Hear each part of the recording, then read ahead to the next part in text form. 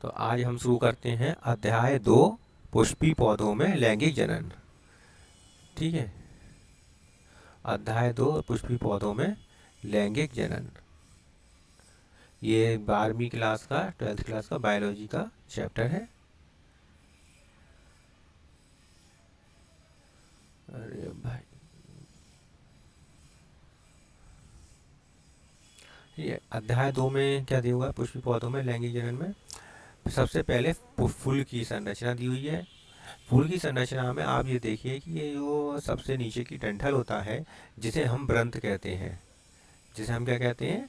ब्रंथ कहते हैं। ये ब्रंथ है। ये क्या है? ये ब्रंथ है। नीचे की तरफ ये ब्रंथ होता है। ठीक है। ब्रंथ पर जहाँ पर फूल लगा रहता है उस स्थान को पुष्पासन कहते हैं। तो ये पुष्पासन है।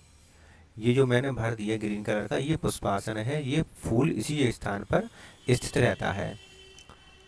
ये क्या है? पुष्पासन है। पुष्पासन के बाद यहाँ देखिए कि ये इसमें ग्रीन कलर के कुछ पत्तियां होती हैं, छोटी छोटी ग्रीन कलर की पत्तियां होती हैं। इन पत्तियों को बाह्यदल कहते हैं। इन पत्तियों का कहते हैं? बाह्यदल। ये बाह्यदल है। ये क्या है? ये बाह्यदल है।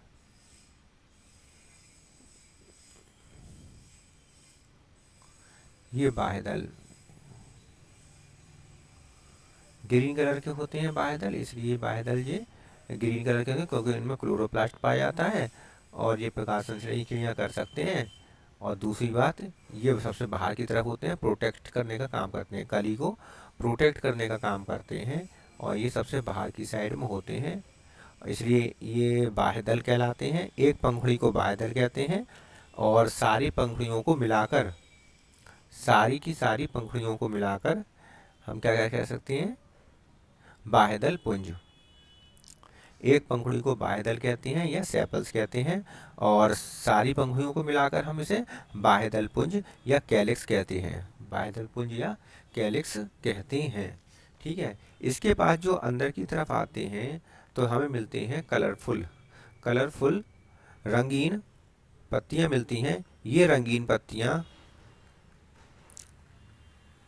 ये रंगीन पत्तियां जो होती हैं ये हमारे दलपुंज कहलाती हैं। सारी पत्तियों को, कलरफुल पत्तियों को मिलाकर हम दलपुंज कहते हैं। और दलपुंज, प्रत्येक पंखुड़ी को दल कहते हैं या इंग्लिश में पेटल्स कहते हैं। और सभी पंखुड़ियों को मिलाकर दलपुंज कहते हैं या इंग्लिश में कोरला कहते हैं। ठीक है। बाह्य दलपुंज को कैलिक्स कहते हैं, दलपुंज को कोरला कहते हैं। बाह्यदल की एक कैलिक्स की एक यूनिट को सेपल्स या बाह्यदल कहते हैं। कोरला की एक यूनिट को पेटल या दल कहते हैं। ठीक है। इसके बाद दो रोल और रह जाते हैं, जो कि नर नर होता है और एक स्त्री होता है, स्त्री भाग होता है। तो नर भाग जो होता है उसमें, नर भाग में आप ये देखिए कि नर भाग में ये है पुमंग। पुमंग है। पुमंग में एक तो फिलामेंट होता है जो मैं ब्लू कलर से बना रहा हूँ, एक तो फिलामेंट होता है, एक तो फिलामेंट होता है पुमंग में। पुमंग में नर भाग के संपूर्ण भाग को पुमंग कहते हैं, इसे एंडोसियम कहते हैं। ठीक है। नर भाग के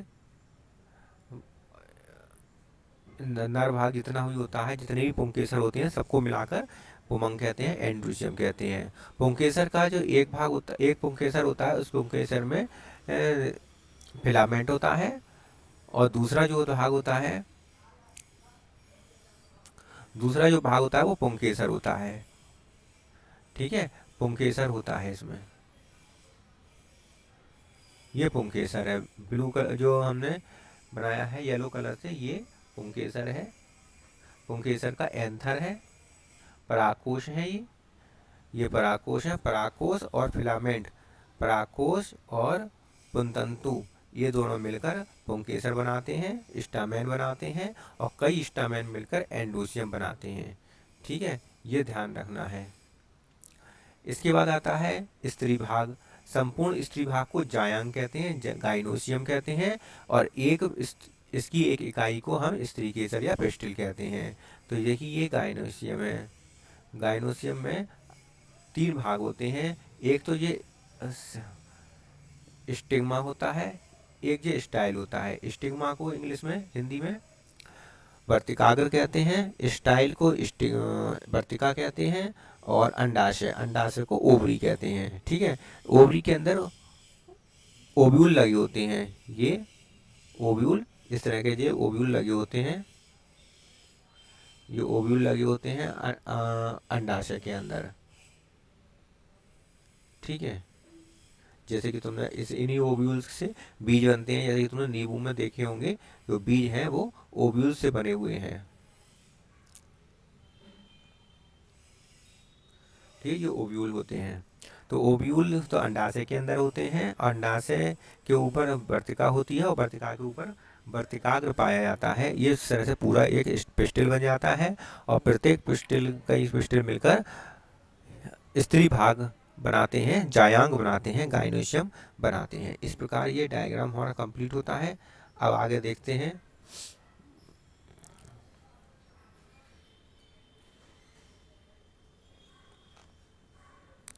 देखिए सहायक चक्र जो होता है वो बाह्य दल पुंज और दल पुंज होता है। तो बाह्य दल पुंज को हम क्या कहते हैं? कैलिक्स कहते हैं। और दल पुंज को हम क्या कहते हैं? कोरोला कहते हैं। कोरोला, कोरोला कहते हैं। कैलिक्स की इकाई को हम सेपल्स कहते हैं, और कोरला की इकाई को हम पेटल्स कहते हैं। पेटल्स कहते हैं। ठीक है, सेपल्स को बाह्य दल और पेटल को दल कहते हैं। ठीक है, तो इस प्रकार सहायक चक्र हो जाते हैं। आवश्यक चक्र जो है पुमंग और जायांग होते हैं। पुंगमंग को एंड्रोशियम कहते हैं, एंडोसियम कहते हैं, और पुमंग की जो इकाई है वो स्टामेन होती है। स्टामेन अर्थात पुंकेसर होती है। और जायांग, जायांग को गाइनोसियम कहते हैं, और गाइनोसियम की इकाई को पिस्टिल कहते हैं। पिस्टिल अर्थात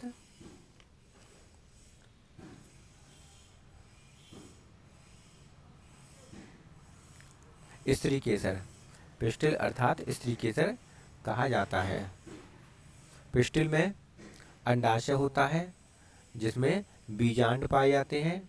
बीजांड के अंडकोशिका होती है, इसमें मादा युग्मक कहलाता है। अंडकोशिका को मादा युग्मक कहते हैं।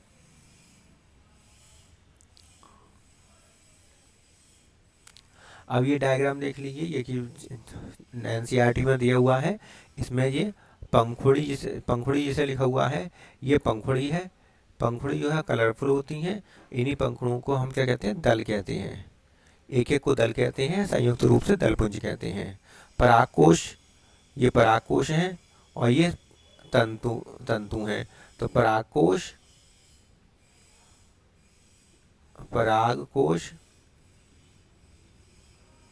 और तंतु, इन सबको मिलाकर स्टामेन कहते हैं, या फिर स्टामेन कहते हैं, या फिर इसे हम हिंदी में क्या कहते हैं?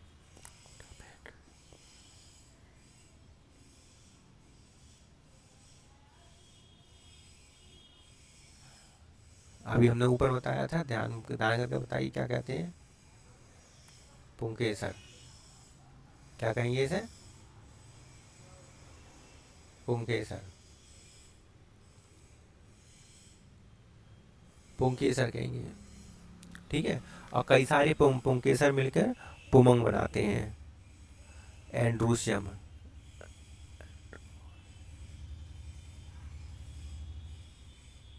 एंडोसियम बनाते हैं। ठीक है, ये बाह्यदल है, बाह्यदल मिलकर बाह्यदल पुंज बनाता है। कैलिक्स पुंज बनाता है। अंडाशय है। अब देखिए ये स्त्री केसर, स्त्री केसर का ये भाग है वर्तिका। ये है वर्तिका, और ये है वर्तिकाग्र। वर्तिकाग्र, वर्तिकाग्र। ठीक है, और ये है अंडाशय। और ये तीनों मिलकर बनाते हैं स्त्री केसर या पिस्टिल, पिस्टिल या स्त्री केसर। और कई सारे पिस्टिल मिलकर क्या बनते हैं, गाइनेशियम।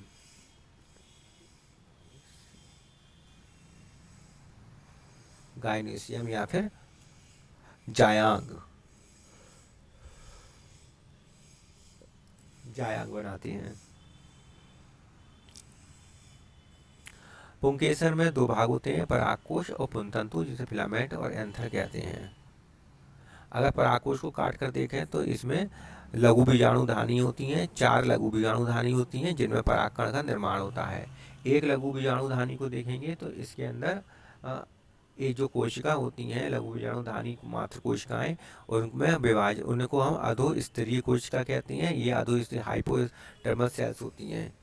लघु बीजाणुधानी के अंदर हाइपोडर्मल सेल्स या अधोस्तरीय कोशिका होती हैं। ये आकार में बड़ी होकर प्रशु की कोशिका बनाती हैं, आर्की को स्पोरियल सेल्स बनाती हैं, जो विभाजित होकर प्राइमरी पेराइटल सेल या प्राथमिक वृत्तीय कोशिका या प्राइमरी माइक्रोस्पोरोजेनस सेल्स बनाती हैं। दो सेल्स बनाती हैं, प्राइमरी पेराइटल सेल्स जो कि पेरीफेरी का निर्माण करते हैं, और प्राइमरी माइक्रोस्पोरोजेनस सेल्स जो माइक्रोस्पोर का या परागकण का निर्माण करती हैं।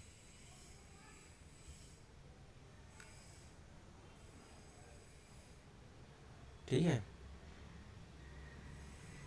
अब ये एंथर का ये हुआ, परागकोश है इसमें और फिलामेंट है, ये दोनों मिलकर पुंकेसर या फिला पुंकेसर बनाते हैं। ठीक है, स्टेमेन बनाते हैं। और इसमें देखो 1 2 3 4 4 परागकोश हैं, और प्रत्येक परागकोश के अंदर परागकण का निर्माण हो रहा है। जैसे कि इसमें लिखा हुआ है कि पुंकेसर 2 भागों में विभक्त रहता है। एक लंबा और पतला डंठल युक्त डंठल तंतु या फिलामेंट कहलाता है। अंतिम सिरा द्विपालित संरचना परागकोश कहलाता है। ये परागकोश है। पंतंतु का समीपस्थ छोर पुष्प के पुष्पासन अर्थात पुष्पदल से जुड़ा रहता है। पुंकेसरों की संख्या व लंबाई भिन्न भिन्न जातियों में भिन्न भिन्न होती है। 10 पुष्पों, अगर आप एक एक पुंकेसर एकत्र करते हैं तो एक जो विकार है, विच्छेदन संशोधन से प्रत्येक पुंकेसर का सर्वाधिक। अच्छा ठीक है, चलो ये बकवास है, कुछ नहीं इसमें। नीचे क्या लिखा है कि प्रारूपिक आवृतबीजी परागकोश द्विपालित होते हैं। ये इम्पोर्टेंट लाइन है, एनसीईआरटी की इम्पोर्टेंट लाइन है। प्रत्येक पाली में 2 कोष्ठक होते हैं, इसलिए इन्हें द्विकोष्ठी कहते हैं। ये भी इम्पोर्टेंट है। प्रायः एक अनुलंब खांच प्रवारक या कोष्ठक को अलग करते हुए लंबवत गुजरता है। ठीक है, ये एक प्रारूपिक पुंकेसर है। परागकोश 3 आयामीय अनुभाग दिया हुआ है, इसमें दिखाया गया है। ठीक है, कोई बात नहीं, पर जितना बता रहे हैं उतना पढ़ लो, बाल्दी फालतू चीज़ें छोड़ दो। प्राथमिक द्वितीय कोशिका जो बनाई थी हमने, उसमें विभाजन होता है और ये कोशिका विकसित होकर 3 स्तरों में विभाजित हो जाती है। प्राथमिक द्वितीय कोशिका एक तो बाह्य स्तर, मध्य स्तर, टेपिटम। मध्य स्तर 1 से 3 लेयर का होता है, जैसे कि डायग्राम में दिखाया गया है। ये बाहर वाला जो स्तर है, बाहर वाला जो स्तर है, इसको हम कहते हैं बाह्य स्तर। मध्य बीच वाला जो स्तर है, ऐसे करके मैं बना दे रहा हूँ, बीच वाला जो स्तर है इसको कह देते हैं मध्य स्तर, मध्य स्तर। और सबसे अंदर वाला जो है वो टेपिटम है, और इसके अंदर परागकोश या लघु बीजाणु स्थित हैं। लघु बीजाणु की संरचना देखेंगे तो सबसे बाहर की तरफ बाह्य चोल होता है, इसमें जो सबसे बाहर की तरफ होता है। इस बाह्य चोल में छोटे छोटे छिद्र होते हैं जिन्हें जनन छिद्र या जन्मपोर कहते हैं। अंतः चोल जो होता है इसे इंटाइन कहते हैं, और अंतः चोल जो है पैक्टोसेलुलोज का बना होता है। इम्पॉर्टेंट, वेरी वेरी इम्पॉर्टेंट, अंतः चोल पैक्टोसेलुलोज का बना होता है, और इसमें एक केंद्रक पाया जाता है। केंद्रक का विभाजन जब होता है तब ये 2 केंद्रक बनता है। एक केंद्रक बड़ा होता है जिसे वर्धी न्यूक्लियस कहते हैं, छोटे केंद्रक को जनरेटिव न्यूक्लियस कहते हैं। छोटे न्यूक्लियस को जनरेटिव या जनन केंद्रक कहते हैं। जब वर्धी केंद्रक तो ऐसा ही रहता है, लेकिन जनन केंद्रक में एक बार फिर से विभाजन होता है और 2 नरयुग्मक बनाते हैं। 2 नरयुग्मक बनते हैं। ये नरयुग्मक जायांग के वर्तिकाग्र पर पहुंचकर जनन केंद्र द्वारा बनाई हुई परागनली से बीजांड में पहुंचता है। सब जब ये नरयुग्मक जायांग के वर्तिकाग्र पर, ये जायांग का वर्तिकाग्र होता है, ये रहा जायांग का वर्तिकाग्र, जायांग का जो वर्तिकाग्र होता है पर पहुंचकर जनन केंद्रक द्वारा बनाई गई परागनली से बीजांड तक पहुंचता है। तो इसमें एक परागनली पहुंचती है, परागनली से ये बीजांड में पहुंचता है। मान लीजिए ये बीजांड है,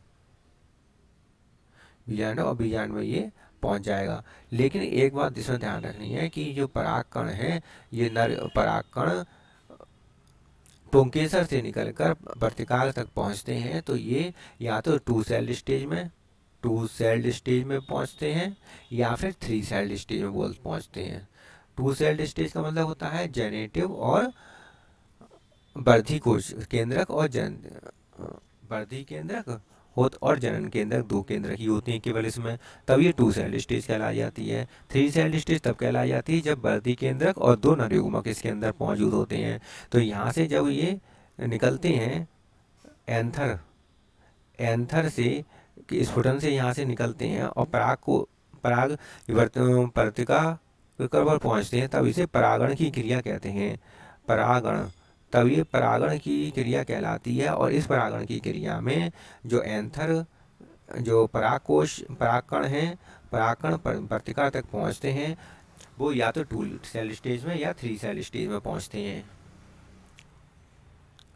बीजांड की संरचना में देखते हैं कि सबसे बाहर की तरफ तो ये वर्तिकाग्र होता है, इसके नीचे की तरफ जो नली जैसी संरचना है इसे वर्तिका कहते हैं, स्टाइल कहते हैं। और सबसे नीचे वाले भाग को अंडाशय कहते हैं, सबसे नीचे वाले फूले हुए भाग को अंडाशय या ओवरी कहते हैं। अंडाशय के अंदर बीजांड काय होता है, बीजांड होता है, और बीजांड के अंदर बीजांड काय या न्यूक्लियस होता है। न्यूक्लियस के अंदर भ्रूणकोश होता है और भ्रूणकोश के अंदर कुछ कोशिकाएं होती हैं, जैसे शैलजा की निभागीय भाग की तरफ जो होती हैं उन्हें प्रतिमुख कोशिकाएं कहते हैं, जो 3 संख्या में 3 होती हैं। माइक्रोपाइल की तरफ या फिर बीजांड द्वार की तरफ 3 कोशिकाएं होती हैं। बीजांड द्वार की तरफ 3 कोशिकाएं होती हैं। इन 3 कोशिकाओं में एक बड़ी कोशिका होती है जिसे अंड कोशिका कहते हैं, और 2 छोटी कोशिकाएं होती हैं जिन्हें सहायक कोशिकाएं या सिनर्जिड्स कहते हैं। स्त्री केसर का ये डायग्राम है पिस्टल। अब इसमें देखिए, इसमें बीजांड काय न्यूक्लियस जो है, इसमें बीजाणु जनन कोशिका स्पोरोजिनस सेल्स है जिसमें विभाजन हुआ है। बिना विभाजन किए गुरु बीजाणु का कार्य करने लगती है, बिना विभाजन की ही गुरु बीजाणु काम करने लगती है। और ये अगुणित बीजाणु गुरु बीजाणु मेगा स्पोर बनाती है, जो कि हैप्लॉइड या अगुणित होते हैं। 3 गुरु बीजाणु नष्ट होकर केवल एक क्रियाशील रह जाता है। तो कौन सा क्रियाशील रह जाता है? जो बीजांड द्वार की तरफ होता है। बीजांड द्वार की तरफ जो होता है उसी अर्धसूत्री विभाजन होता है और 4 अगुणित गुरु बीजाणु बनते हैं। और 4 में से केवल जो बीजांड द्वार की तरफ होता है वही गुरु बीजाणु फंक्शनल रहता है, क्रियाशील रहता है, बाकी 3 नष्ट हो जाते हैं। क्रियाशील गुरु बीजाणु समसूत्री विभाजन द्वारा 2 कोशिकाएं बना लेता है। मतलब अब ये क्या करेगा कि 2 कोशिकाएं बनाएगा, एक कोशिका निभाग की तरफ चली जाती है, दूसरी कोशिका माइक्रोपाइल की तरफ चली जाती है। इस तरह से ये केंद्रक है और इस केंद्रक से जब विभाजन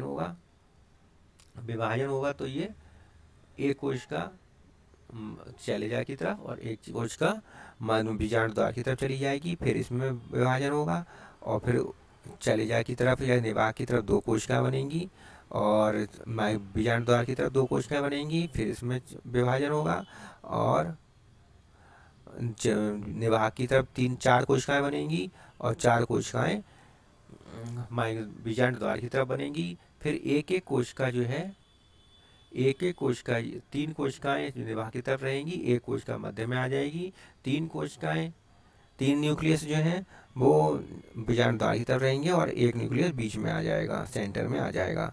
इस प्रकार जो निभाग की तरफ जो रहती हैं 3 कोशिकाएं, 3 न्यूक्लियस केंद्रक, उनमें तो कोशिका भित्ति बन जाती है और ये प्रतिमुख कोशिकाएं 3 प्रतिमुख कोशिकाएं बना लेती हैं। ऐसे ही जो बीजांड द्वार की तरफ 3 कोशिकाएं रहती हैं, 3 न्यूक्लियस जाते हैं, उन न्यूक्लियस में भी कोशिका भित्ति बन जाती है और एक अंड कोशिका और 2 सिनर्जेट कोशिकाएं बन जाती हैं। लेकिन सेंटर में जो दो केंद्रक आते हैं, इनके चारों तरफ कोशिका भित्ति नहीं बनती है और ये ऐसे ही रहती हैं, इसलिए इन्हें द्वितीयक केंद्रक कहते हैं। इन्हें द्वितीयक केंद्रक कहते हैं, इन्हें प्रतिमुख कोशिका कहते हैं और इन्हें अंड कोशिका और सहायक कोशिकाएं कहलाती हैं। देखिए ये इसमें अपभ्रष्टीय सहायक कोशिकाएं, सहायक मतलब सहायक कोशिकाएं या सिनर्जिट्स, जिन्हें सिनर्जिट्स कहते हैं, सिनर्जिट्स कहलाती हैं। और एक अंड कोशिका होती है जिसमें युग्मनज या 2n द्विगुणित होती है।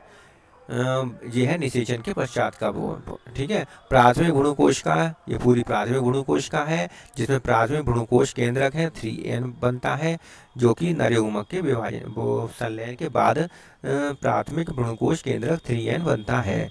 नीचे की तरफ अपवृष्टीय प्रतिव्यापसन्न कोशिकाएं अर्थात एंटी प्रतिमुख कोशिकाएं 3 रहती हैं।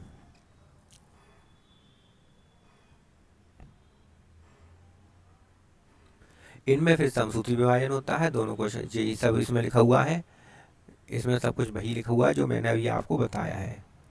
ये कैसे कैसे इनका विभाजन होता है और कैसे कैसे ये बन जाती है। 3 प्रतिमुख कोशिकाएं बन जाती हैं, द्वितीय कोशिका नहीं, द्वितीय केंद्रक।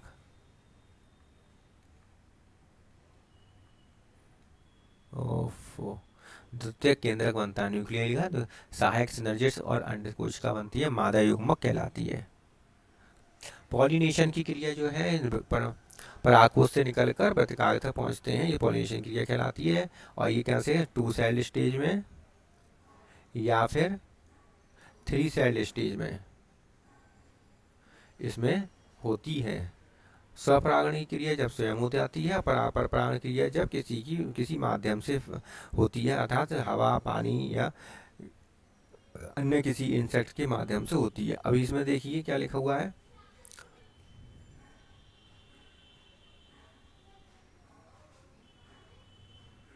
गुड़हल क्या, ये गुड़हल का डायग्राम है।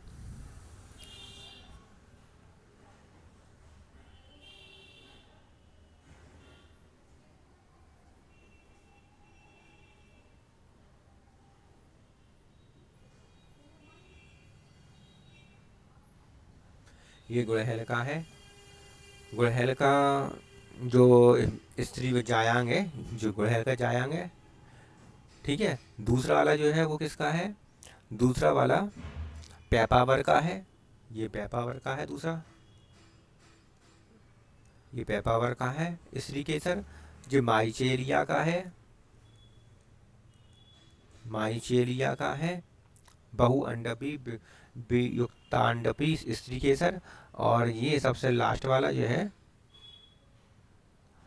एक रूपीय प्रतीय बीजांड, प्रतीय बीजांड, ये बीजांड का है, ये बीजांड का डायग्राम है जिसमें हाइलम से जुड़ा हुआ है ब्रंत, फ्यूनिकल है, इसमें बीजांड द्वार दिखाया गया है, बीजांड द्वारी सिरा दिखाया गया है, बाह्य आवरण दिखाया गया है, यह अंत आवरण दिखाया गया है और यहाँ पर बीजांड काय दिखाया गया है और भ्रूण कोश दिखाया गया है। इस प्रकार इसमें संरचना दिखाया गया है। और ये निभाग वाला भाग है, ये भाग कौन सा है, निभाग वाला भाग है, निभाग ये भाग है।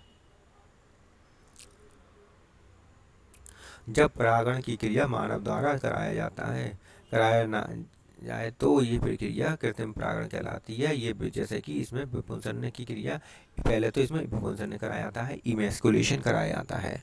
विपुंसन में क्या होता है कि मादा युग्मक को लेना होता है, तो फिर हम नर युग्मक को और नर भाग को काट कर अलग कर देते हैं, विपुंसन क्रिया कहलाती है। इसके बाद थैलीकरण की क्रिया होती है बैगिंग की। बैगिंग में क्या होता है कि जो स्त्री भाग होता है उसे हम थैली से ढक देते हैं, जिससे कि कोई भी परागकण इसके ऊपर आए ना और इसको फर्टिलाइज ना करे, इसको मतलब इसके साथ संलयन ना कर पाए, ठीक है। इसलिए देखिए पॉलन पिस्टल इंटरेक्शन या फर्टिलाइजेशन की क्रिया, इसमें क्या होता है, प्राथमिक भ्रूण कोश केंद्रक जो है इसके साथ और अंडकोश का सेल के साथ यहाँ पर संलयन होता है। पहला जो युग्मक होता है, जब इसकी परागनली आती है, परागनली से नरयुग्मक, दोनों नरयुग्मक आते हैं, तो ये माइक्रोपाइल से आकर अटैच हो जाते हैं और इसमें से दो नरयुग्मक निकलती हैं। एक नरयुग्मक तो प्राथमिक भ्रूणकोश केंद्रक से, जो कि N2N होता है, इसके साथ संलयन करता है और 3N द्वितीय केंद्रक बनाता है। और एक अंडकोश का के साथ संलयन करता है नरयुग्मक, और ये दोनों मिलकर जाइगोट बनाते हैं। जाइगोट या युग्मनज बनाते हैं, जो कि 2N होता है। ठीक है, यही हमने पहले उस समय समझाया था, ऊपर देखी, यही समझाया था इसमें हमने।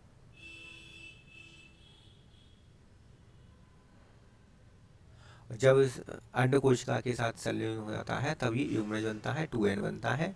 और जब ये द्वितीयक केंद्रक के साथ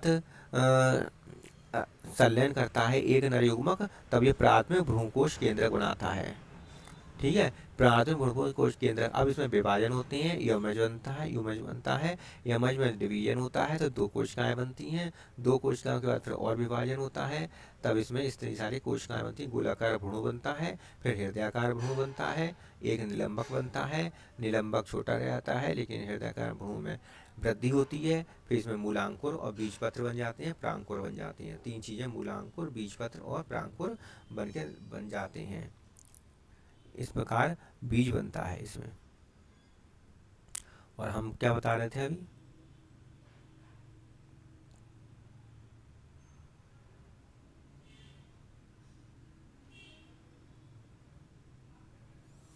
युग्मन विकसित होकर क्या भ्रूण बनाता है, भ्रूण बनाता है।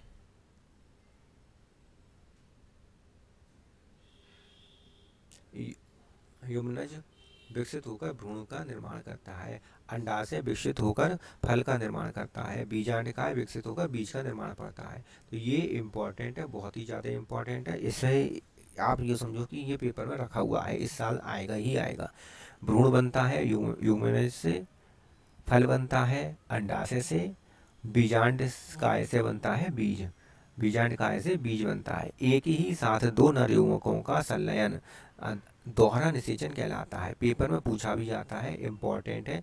ये दोहरा निषेचन किसे कहते हैं, तो समझ लीजिए कि दोहरा निषेचन जो होता है कि एक साथ दो नरयुग्मकों का संलयन दोहरा निषेचन कहलाता है, जिसमें एक नरयुग्मक, पहला नरयुग्मक प्राथमिक भ्रूणपोष केंद्रक बनाता है, द्वितीय केंद्रक से मिलकर प्राथमिक भ्रूणकोश केंद्रक बनाता है, जबकि दूसरा नरयुग्मक अंडकोशिका से मिलकर जाइगोट का निर्माण करता है।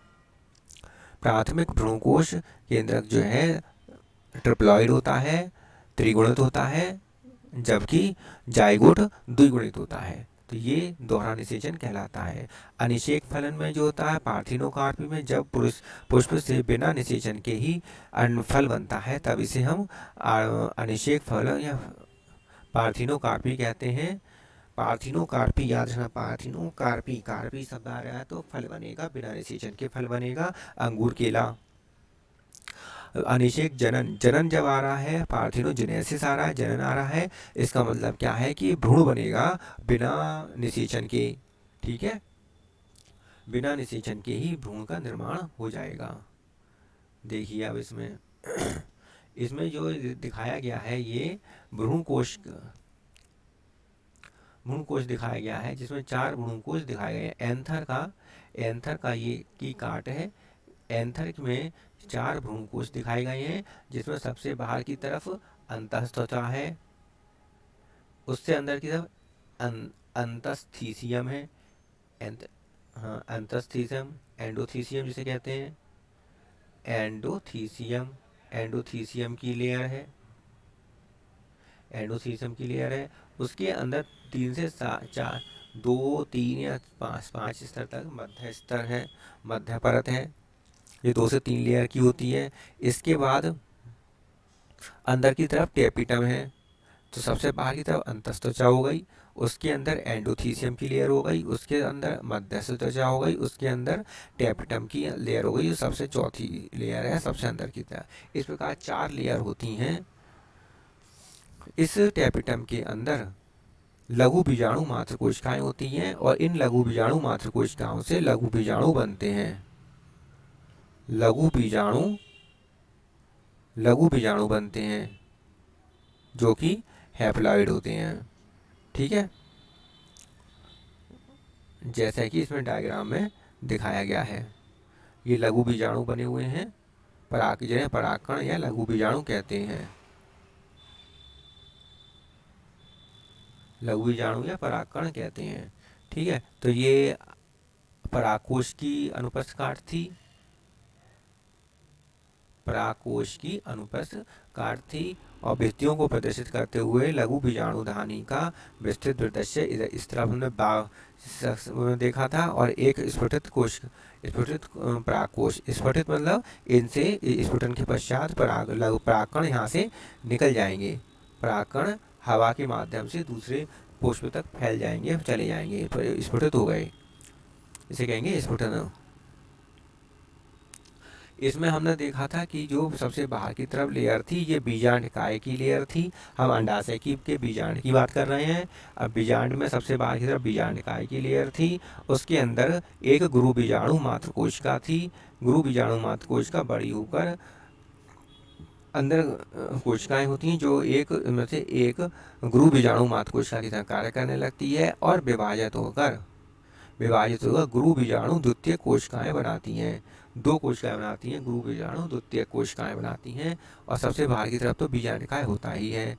अब ये कोशिकाएं दो से फिर से विभाजित होती हैं और चार गुरु बीजाणु चतुष्टक बना देती हैं। गुरु बीजाणु चतुष्टक, ये गुरु बीजाणु चतुष्टक बन जाता है जिसमें केवल बीजांड द्वार की तरफ वाला चतुष्टक, बीजांड द्वार की तरफ वाला गुरु बीजाणु जीवित रहता है, बाकी तीन नष्ट हो जाते हैं। तीन नष्ट हो जाती हैं, एक रह जाता है कौन सी तरफ का, बीजांड द्वार की तरफ, माइक्रोपाइल की तरफ वाला। वो उस एक केंद्रक में, एक गुरु बीजाणु में विभाजन होता है और विभाजन से दो गुरु बीजाणु, दो केंद्रक बनते हैं। एक केंद्रक चैलाजा की तरफ और एक केंद्रक बीजांड द्वार की तरफ चला जाता है। फिर इनमें दोबारा विभाजन होता है, समसूत्री विभाजन, और चार केंद्रक बन जाते हैं। फिर विभाजन होता है, 8 केंद्रक बन जाते हैं। दो केंद्रक तो बीच में आ जाते हैं, ऊपर से और नीचे से दोनों तरफ से एक एक केंद्रक बीच में आ जाते हैं, जो दो ध्रुवीय केंद्रक कहते हैं। यह केंद्रक की कोशिका के अंदर दो ध्रुवीय केंद्रक हो जाते हैं। तीन प्रतिव्यासन कोशिकाएं हो जाती हैं, चैलेजा की तरफ, चैलेजा जो है यह निभाग है, जो निभाग भी कहते हैं इसे। निभाग की तरफ वाला तीन केंद्रक रह जाते हैं जिनसे 3 कोशिकाएं बन जाती हैं। और बीजांड द्वार की तरफ 3 केंद्रक रह जाते हैं जिनसे 3 कोशिकाएं बन जाती हैं। दो सहायक कोशिका बन जाती हैं और एक अंड कोशिका बन जाती है। अब इसमें देखिए कोशिकाएं बन गई, प्रतिव्यासन कोशिकाएं बन गई, प्रतिव्यासन शांत कोशिकाएं बन गई और अंड कोशिका, सहायक कोशिका इनसे बन गई और बीच में ध्रुवीय केंद्रक का निर्माण हो गया। केंद्रीय कोशिका में ध्रुवीय केंद्रक का निर्माण इस प्रकार से हो जाता है। जो ये डायग्राम बहुत ही इंपॉर्टेंट है और ये एनसीईआरटी में दिया हुआ है, बहुत ही ज़्यादा इंपॉर्टेंट डायग्राम है, इसे तो याद तैयार करना ही पड़ेगा आपको। और चित्र नंबर है इसका 2.8 चित्र को आपको तैयार करना ही पड़ेगा। ठीक है, तो इस प्रकार इसमें लिखा हुआ है कि गुरु मात्र कोशिका एक डायड है, एक डियाड है और एक गुरु मात्र कोशिका का ट्रायड है, चतुष्टक है दिखाया गया है। 1 2 3 4 8 तक न्यूक्लिएट चरण और एक परिपक्व भ्रूणकोश दिखाया गया है। परिपक्व भ्रूणकोश का एक आराकी प्रस्तुत दिखाया गया है, बीजांड द्वार दर्शाता है। अर्थात चित्र इसमें जो ये तीर है, ये तीर बीजांड द्वार को दर्शाता है कि बीजांड द्वार इस साइड में है। ठीक है, बीजांड द्वार इस साइड में है और इस वाले डायग्राम में बीजांड द्वार नीचे की तरफ है, क्योंकि बीजांड द्वार की तरफ ही केंद्रक बोधना क्या होता है, अंडकोशिका होती है।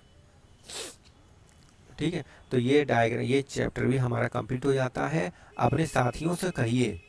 अपने साथियों से विनती करिए कि हमारे जो चैनल है इसको सब्सक्राइब कर लें। सब्सक्राइब कर लें, कोई पैसा इसमें नहीं जाता है। वीडियो को लाइक अवश्य कर दिया करें, जिससे कि अधिक से अधिक दिखाई यूट्यूब अधिक से अधिक दूसरे लोगों तक पहुंचा सके हमारी वीडियो को। ठीक है, अपनी क्लास में तो ये सब बता ही दें इतना काम करने को। और चैनल को सब्सक्राइब कर लें, वीडियो को लाइक कर लें, और वीडियो अच्छी लगा कर तो आप कमेंट जरूर कर दिया करें। कमेंट जरूर कर दिया करें जिससे कि हमें मोटिवेशन मिलता रहे। लाइक जरूर कर दिया करें जिससे कि हमें मोटिवेशन मिलता रहे। और पूरी पूरी वीडियो चला कर देखा करें, ये नहीं है कि थोड़े बहुत देखिए और उसे फ़ोटो खींचे और काम कर लिया अपना, नहीं, पूरी वीडियो चला कर पढ़ कर देखा करें, समझा करें। 1-2 बार 3 बार 4 बार तो समझा करें, कम से कम 4-4 बार, तब जाके ये चैप्टर समझ में आएंगे। बहुत कठिन चैप्टर हैं और ध्यान से पढ़ें इन्हें।